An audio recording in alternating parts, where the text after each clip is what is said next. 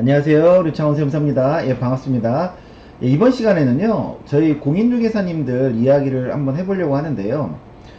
고액 수수료 받아서 남 좋은 일 시키지 말자. 이제 이게 무슨 내용이냐면, 최근에 이제 저한테 상담이 들어온 내용입니다. 법인으로부터 한 2억 원어치 수수료가 들어오게 돼 있는데, 이게 다 나 혼자서 벌은 수수료는 아니고, 누군가 이제 중간에 소개시켜준 사람도 있고, 또 같이 용역을 함께한 그 사업자 없는 분들도 있다고 합니다. 그래서 이분들 수수료를 다 이제 주고 남는 게 이제 본인 몫인데, 중요한 거는 이 사람들이 뭐 각자의 사정으로 뭐 신불자나 여러 사정으로 인해서 비용 처리를 하지 말라고 합니다. 뭐 세무서에 뭐 신고 같은 걸 하지 말라고 그냥 현금으로만 달라고 이렇게 한다고 하는데, 이분 입장에서는 당장 일단은 큰 돈이 들어와서 좋긴 한데, 모든 매출 세금 계산서니 뭐니 모든 것을 자기 이름으로 다 이제 끊다 보니까 이제 은근히 세금이 걱정되는 거죠. 나중에 그랬을 때 그 세금을 본인이 다 혹시 부담하게 되면 얼마가 나오는지 한번 이제 저한테 상담을 한 케이스인데요. 일단은 이제 매출 2억이고요. 비용은 제가 이제 임의로 3천을 잡았는데, 물론 더 클 수도 있습니다. 그런데 저희가 이제 접대비 그냥 그 법에서 그 최저로 잡는 금액 2,400에다가 차량 유지비 기름값 한 일주일에 10만 원씩 해서 40만 원, 월 40. 전화료 같은 경우 그 한 달에 10만 원에서 50만 원 잡아서 한 600. 그래서 한 3천 정도 일단 잡고요. 뭐 기타 또 비용이 있을 수 있는데, 저희 중개사님들은 서비스업이다 보니까 사실은 먹고 차 움직이고 뭐 이런 뭐 별로 그렇게 비용이 많지가 않습니다. 그래서 1억 7천 정도가 이득이고요. 그러면 우리가 1억 5천 넘을 때 그 세율 구간은 누진세율 38%에 누진공제 이제 1940만 원인데요. 계산 뽑아보면은 세금이 한 4,500 정도 나와요. 근데 2억을 내가 다 먹으면야 뭐 까짓 거 이거 내고 하면 좋은데, 내가 먹는 거는 이 사람들한테 나눠줄 거 나눠주고, 이제 일부만 뭐 어떻게 보면은 뭐 몇천만 원만 먹는 것인데, 어 내가 이 세금을 다 부담할 수가 없죠. 내가 먹는 게 5천인데 세금을 내가 4,500 부담하면 뭐 남는 게 없잖아요. 그죠? 그랬을 때, 이 사람들 거를 내가 다 그냥 부담하지 말고, 이 사람들 걸 비용 처리했을 때는 어떻게 되냐. 비용 처리했을 때 그 세금을 내가 낼지언정 비용 처리를 하면 어떻게 되냐 이거죠. 그래서 예를 들어서 추가 용역비가 4천만 원, 그 사람들한테 주는 돈이 4천만 원이라고 한번 가정을 해볼게요. 그러면 이거를 내가 나중에 이제 그 원천징수 신고를 하면 나한테는 이제 이게 비용 처리가 그 5월달에 비용 처리가 되는데요. 그러면 내 3천에다가 4천 넣으면 7천이니까 내 소득은 1억 3천이고 세율 구간은 35%로 떨어집니다. 그럼 내 세금은 3천만 원으로 떨어져요. 한 1,500만 원 절세가 되죠. 그렇지만 그 세금은 절세되지만 이 4천에 대하여서 상대방도 세금 신고를 합니다. 그런데 상대방도 실상 그 내는 세금 크진 않아요. 왜냐면은 4천에 대해서 본인도 어떤 비용 이제 아까 말씀드린 먹고 쓰고 하는 거 한 3천 들어갔다고 치면 1,000만 원에 대해서 6% 내면 되거든요. 60만 원이죠. 그러면 해봐야 내 세금, 그 다음에 그 사람 세금 해봐야 뭐 그 3,100만 원 정도밖에 안 돼요. 벌써 그래도 1,500가량은 절세가 되잖아요. 그죠? 그래서 일단은 4천을 비용 처리했을 땐 이렇고, 만약에 그 사람들한테 주는 몫이 2억 받아서 8천을 주게 돼 있다. 8천을 주게 돼 있다. 그래서 한 사람한테 8천을 줬다고 가정하면 어떻게 되죠? 이제 9천으로 줄죠? 그러면은 역시 이제 세율 구간은 35%지만 낼 세금은 1660밖에 안 됩니다. 즉 얼마가 절세돼요? 2860이 절세가 됩니다. 그러면 이 8천을 가정한 이 상대방은 얼마를 세금 내냐 이거죠.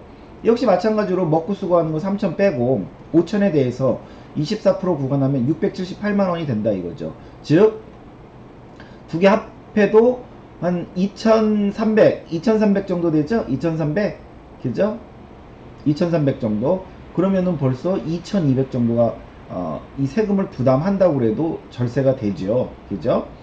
그러면 이제는 이 그 8천을요 한 사람한테 하지 말고 만약에 두 사람으로 쪼개게 되면 어떻게 되냐, 즉 4천씩 쪼개게 되면 뭐 내가 8천 비용 처리되는 건 똑같겠죠. 그런데 각자 두 사람한테니까 이제 4천 4천씩 쪼개서 주면, 그러면 한 사람당 매출은 4천이죠. 그럼 한 사람당 비용 3천 뺀 1천만 원에 대해서 6% 60만 원 한 거에 두 명이니까 120이죠.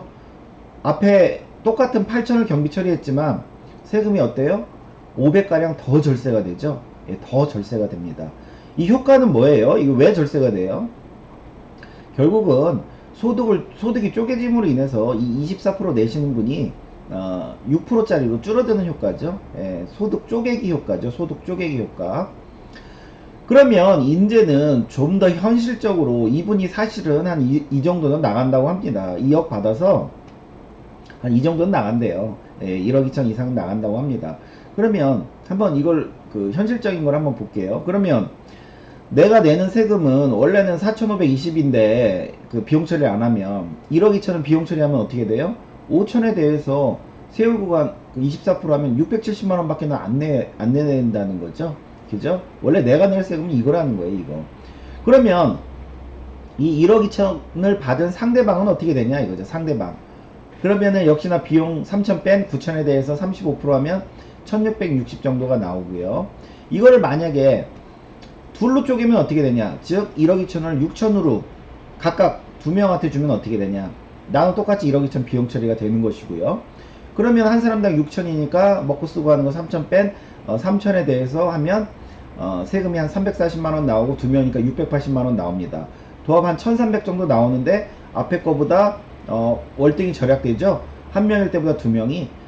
세 명일 때는 어떻게 되냐, 그러면 1인당 4천으로 가정을 하면 3명이니까요 60만원 180 더 절세가 됩니다. 더 절세가 돼요. 그래서 제가 이제 그 드리고 싶은 얘기는 뭐냐면, 내가 어떤 이제 여럿이서 같이 용역행위를 했어요. 용역행위를 했는데 물론 이제 이 사람들, 소개한 사람들이나 같이 한 사람들은 자격이 없는 사람들이란 말이죠. 그래서 내가 세금계산서를 발행해주게 돼 있는 상황에서 내가 이거에 대해서 내 세금을 가지고 뭐 이 여러 사람이랑 쪼개서 납부할 수도 있겠죠. 그러나 그거보다도 지금 저희가 이렇게 알아본 것처럼 그 사람한테 줄 세금들을 그 사람들한테 줄 그 돈들을 비용 처리를 한다라면 훨씬 그 절세가 된다는 얘기죠. 그래서 이제 요거를 앞에서 저희가 본 것들에 대한 결과치들인데요. 이렇습니다. 본인이 아무 비용 처리 안 하면 그냥 4,520만원 내는 거예요. 2억 받은 거에 대해서. 근데 비용 처리를 4천으로 1인으로 했을 때는 얼마예요? 본인은 3천 줄고 상대방은 60만원 내고, 즉 3,100만원 3,100 정도 부담하고요. 그 다음에 8천일 때는 1인일 때는 두 개 합쳐서 한 2,338만원 정도, 2인일 때는 1,780만원 정도, 또 현실적으로 이제 1억 2천 정도라고 할 때는 내 세금과 상대방 세금 합하면 한 2,338만원, 두 명일 때는 1,300, 세 명일 때는 850. 즉 뭐예요? 소득 크기를 서로 달리해 보니까 세금이 줄고, 또 이 인원이 늘어나면 늘어날수록 또 어때요? 한 명보다는 세 명이 세금이 줄죠. 한 명보다는 두 명이 세금이 줄고, 그죠? 그리고 금액이 이제 달라짐에 따라서 절세 효과도 다 틀려지죠. 그래서 반드시 이런 거는 그 혼자 먹은 거야 뭐 혼자 세금 내면 되시지만 그 다른 사람과 사실은 같이 한 거라면 적극적으로 소득을 분산해서 그 사람들 낼 세금을 설사 내가 대신 내주는 한이 있더라도 그렇게 하는 게 더 절세가 된다는 거죠. 그래서 저희가 이게 바로 이제 일명 소득 쪼개기 아니면 증여재산 쪼개기, 이 쪼개기들이요 누진세율 구조에서는 절세가 됩니다. 그래서 저희 뭐 잘 아시잖아요. 부부 공동명의로 할 때 양도세 절세되는 게 왜 그래요? 소득을 쪼개서 그렇고, 공동사업할 때 이것도 소득세가 절세되죠. 왜? 그 종합소득이 반으로 또 쪼개지니까, 지분 비율로 쪼개지니까. 그리고 저희 증여세 할 때 쪼개기 증여라는 말 많이 들어보셨죠? 그 한 사람이 받는 것보다 아들, 손자, 며느리 다 같이 받는 게 더 그 절세가 되고요. 그 다음에 이제 지금처럼 이렇게 어떤 나 혼자의 소득이 아닐 경우도 이렇게 소득을 쪼갰을 때도 절세가 됩니다. 그래서 결론은 뭐냐면 되게 이제 이런 케이스들이 우리 중개사님들이 굉장히 이런 상황들이 많이 벌어지는데 지금 당장 내 눈에 들어오는 이 돈만 생각하고 내년 5월에 낼 소득세를 간과하는 경우들이 많습니다. 예. 정작 지금 받은 돈 내년 소득세로 다 나가요. 근데 그걸 간과하고 그냥 지금 받는 것만 좋으셔서 아 그냥 제가 그냥 다 부담할게요 라고 하시는 분들이 의외로 많아요. 이거 좀 조심하셔야 되고, 그리고 또 제가 이렇게 얘기하면은 또 중개사님이 그러세요. 아니 그 사람들이 세무 처리하는 걸 싫어하는데 어떡하냐, 나는 약간은 이제 그 사람들에 의해서 또 이렇게 돈을 번 건데. 그럼 저는 그러죠. 아니 그럼 중개사님이 세금 다 내주시고 그냥 적게 드세요. 내년 5월달 되면은 사실 남는 것도 없을 수도 있어요. 아니 뭐 그런 사람들이 그렇게 싫어하는 거 아니 중개사님이 그럼 뭐 다 부담하셔야죠. 뭐 어떻게 해요. 저희가 이제 또 이런 식으로 저희도 또 말씀드리고요. 간혹가다 이제 그럼 중개사님들이 그래요. 아니 그럼 그 사람들이 신불자고 통장도 뭐 압류도 돼 있고 통장 돈 넣어봐야 뭐 다 빼지도 못하는데 그럼 어떡하냐, 현금으로 주고. 근데 어떻게 비용 처리하냐 그러면서 혹시 그러면 그 배우자나 좀 그 성인이 된 자녀들이 있는데 자녀들 앞으로 하면 안 되냐, 이제 이런 경우도 있는데요. 뭐 원칙적으로는 안 되지만 저희가 실무적으로는 이렇게 하는 경우들도 종종은 있습니다. 예, 종종은 있어요. 본인 신불자라 통장도 못 쓰고 어떤 신고도 할 수 없는 그런 불가피한 상황일 때 뭐 원칙은 안 되죠. 원칙은 안 되는데 그래도 내 입장에서 비용 처리 난 해야 되기 때문에 이렇게 하는 경우들도 있긴 있습니다. 그래서 다시 한번 말씀드리지만 당장에 큰 돈 요거에 좀 어떻게 보면은 약간 그것 때문에 욕심 때문에 올 소득세 절대 이거 간과하시면 안 됩니다. 이거 받은 돈 그대로 다 나가는 경우가 있어요. 요거 예 조심하셔야 될 것 같고요. 네, 오늘 수업은 여기까지 하겠습니다. 감사합니다.